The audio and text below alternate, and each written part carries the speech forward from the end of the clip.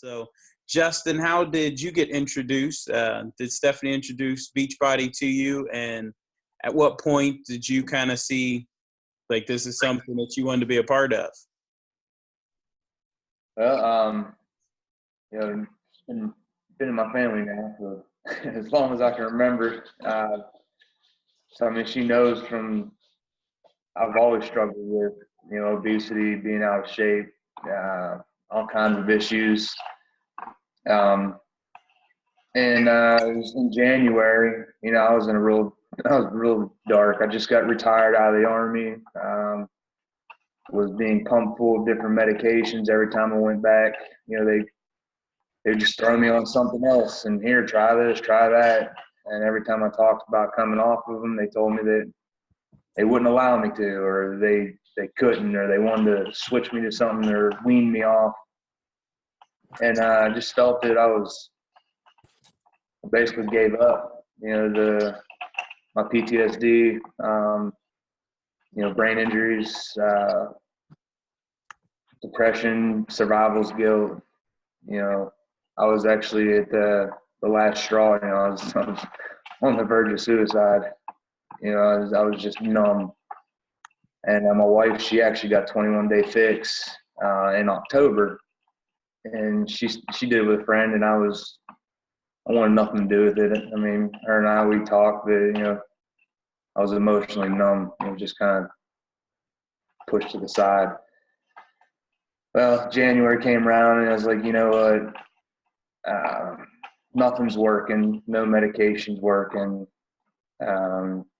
Whatever it was I was reaching for just wasn't there. I had this empty spot. And I saw the 21-day fix, and I was like, you know what? It's 21 days. 21 days doesn't work, then we'll just call it quits at that point. And I posted something on Facebook about it, and Steph, she sparked up conversation. Hey, I see that you're getting ready to start this program. It's an awesome program. You have a coach, you have somebody there supporting you to keep you motivated and everything. And I didn't. We were just going to wing it. It was just going to be me and my wife. And so she got us into the group. And, it was almost immediate, just doing the first workout, the positive feedback, the support from everybody.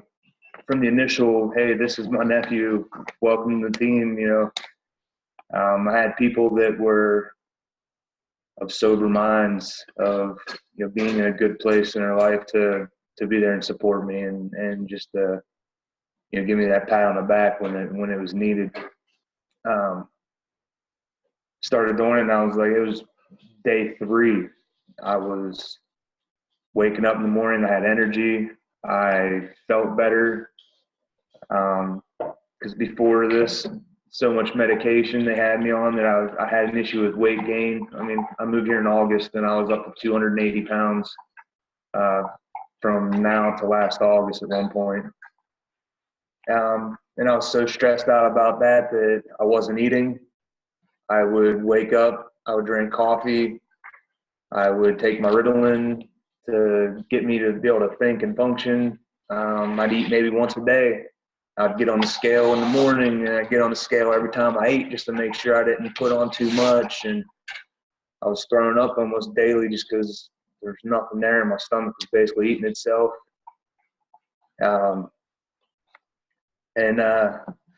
started working out, and it's like I started noticing a difference. I wanted to eat. I stuck to the nutrition guide with the 21-day fix. I wasn't hurting the way that I used to. I felt that I had a purpose. I was able to lift my head and hold it up and look at people and started talking to people. And, I was at church, and, for the first time in months, I was able to actually watch what's going on. Usually I go to church and I just stare at the floor, and they had a silent Sunday, which, it was pretty awkward, but, I was reading along the whole time, and it just kind of opened my eyes and made me realize, everything I've been through. You're sitting there having a pity party and, oh, boo-hoo, poor me, why'd I survive? Why this, why that? And kind of just made me realize, quit feeling sorry for yourself. You've been given a gift. You made it back. You survived through everything. Now, look at all the stuff that you've pulled yourself through. Now look how many people you can connect with and you can bond with. And as of 12 March, I was able to get off all my meds, and against doctors' orders, they told me, no, you can't get off them. You can't get off your antidepressants. You can't get off Ritalin. You can't get off your nightmare pills, your sleeping pills, migraine pills. Heck, I was having 3 to 5 migraines a week. And coming around 12 March, I just I tossed everything, completely cleaned out, cold turkey.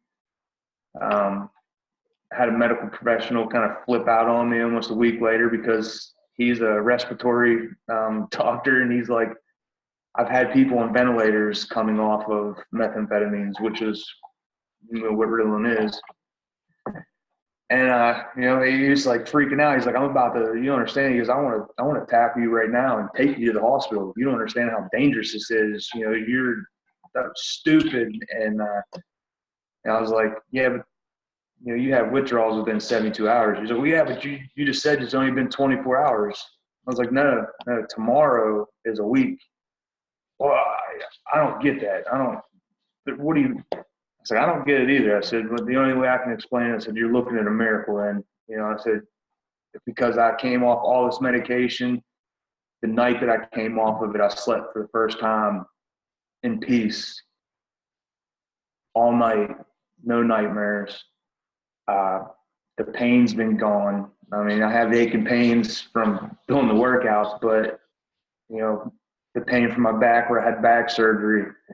If you actually look back at the pictures, I'll have to post some of those also.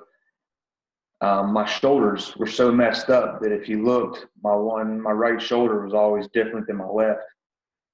And now, between working out and between getting prayer and stuff for it, my shoulders are in line.